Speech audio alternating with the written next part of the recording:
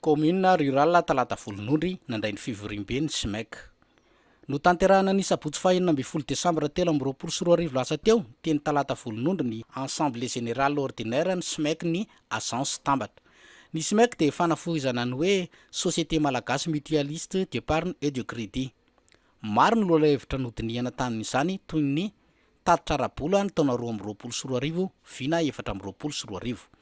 Fankatoavana ny vokatra ny fitantanana ny olom-bofidy sy ny maro tsy voatanisa etona. Fankoatr'ireo tatitra isan-karazany ireo dia tamin'ny fotoana io ihany koa no nitondran'ireo mpikambana ny etaeta sy ny maharary azy ireo teo anatrehan'ireo bureau ny filan-kevim-pitantanana sy ny mpikambana mazava dia izy manamafy an'ilay fanazavana hoe telo taona ny sesy pozitiva foana izy amin'ny songa foana. 2023 rehefa natsipika ireo teo fa any 600 millions sahatra. Ao amina fitantanana zany raha resaka sifra ny resana dia mety tsara izy. Fa ny fiatsaikana ny impact sy ny dévabilité mba amin'ny olona vokatra eo ny razavaina tsara. Satria lasa resaka teknisianina fotsiny dia zavatra sy anarana fotsiny. Zay dia hoe atsaraina. Eto zao dia misy namana ny resaka hoe ery amasopoka io izy raha voatara kely efa amerenana an'ilay vola tonga dia ny information publique. Zany hoe dia mba mety kosa mpikambana an'ilay olona. Zay dia hoe atsaraina ny communication mety io fa le rubrique le budget io mba asina ny resaka apoy any anatiny any. Misy zavatra tokony atsaraina. Zay dia mahatonga an'izy hoe tsy nanambono fotsiny fa raha io foana no akapoavintsika dia amin'ny herintaona dia ohatr'izay ihany hoe tsy maintsy misy foana tsy mahaverimbola. Fa rehefa avy eo izy rehefa terena sy ny ampitahorona tsy maintsy miverina ataona. Fa tsy izay ilay tanjona. Ilay tanjona dia le hoe za mba mametaka ny volako ao azo antoka rehefa mamitana dia mba mahazo ary tena mahazo tompony satria miaraka amin'ity fianakaviana ity ilay mutualiste ity. Zay ny fomba fiasa zay ny atsaraina.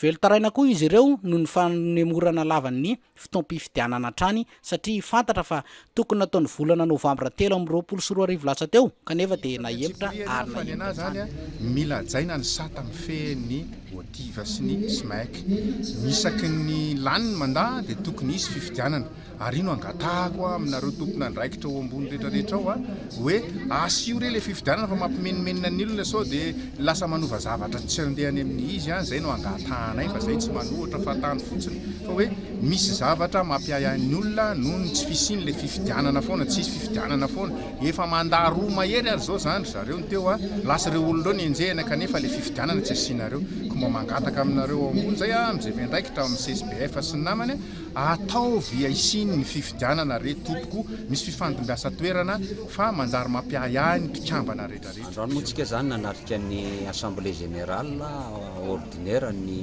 SMEC teto tambatra zany dia izy io ny zava-dehibe tao dia ny tatitra ara-moraly sy ny tatitra ara-bola dia misy ny samihafa.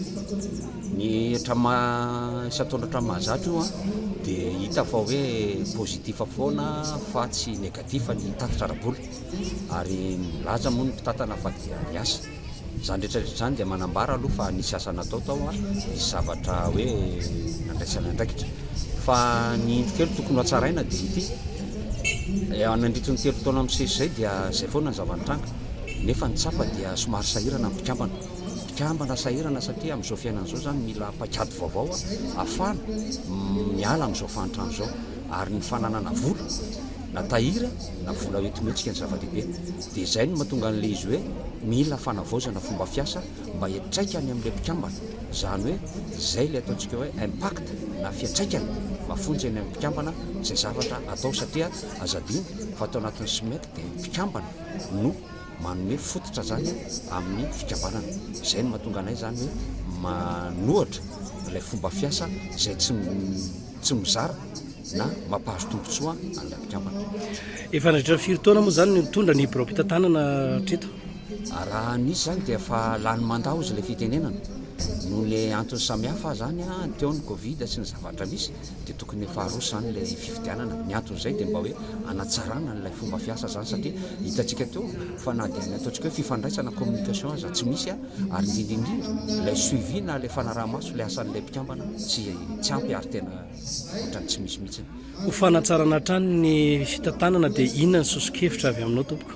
Ny sosokevitra zany dia ny fanamafisana aloha ny fomba fijery lavitra zay le vision dia dikan'izay a eo amin'ilay mpitantana zany mety efa eo le fahazarana dia ilaina ny manome herintsika vaovao, hery vaovao a mpitantana vaovao dia ilay mpitantana vaovao indray a tokony hanana an'izay fomba fijery lavitra zay hoe reto mpikambany reto matoa mametram-bolato matoa mindram-bolato dia misy tanjonao zay ary tokony atraikany amin'ny ady vilany tsirairay zay tanjon'izay a dia hatsaraina zany ny fomba fiasa. No amarin'ireo nandray fitenenana rehetra nefa fa efa tapitra tanteraka ny fotoam-piasan'ireo bureau ny filankevim-pitantanan'ireo manoloana izany indrindra dia mitaky ny siny anaovana ny fifidianana aingana arak'izay azo atao izy ireo. Manoloana n'io fitarjantsify sy ny fifidianana io dia lasa miteraka tsy fatokisana ny reto mpitantana ireto ireo maro anisa ato anatin'izany fikambanana izany. Tiana ny manamarika fa efa ny taona 7 ny tapitra ny feam-potoana ny asan'ireto bureau ny filankevim-pitantanana ireto ary mbola mitarazoka tsy misy fifidianana hatramin'ny anio. Vokany somary niteraka savorivory kely nandritra ny fotoam-pivoriana izany ny lamina ihany moa ny raharaha rehefa ela ny fampiresahana ny andany sy ny ankilany. Ny rava ny fivoriana rehefa nipaika ny tamin'ny rora sasany tolakandro amin'ny ankapobeny. Ny laminy ny fivoriana iny vita avokoa ny tatitra nokasain'ireo bureau mpitantana natao.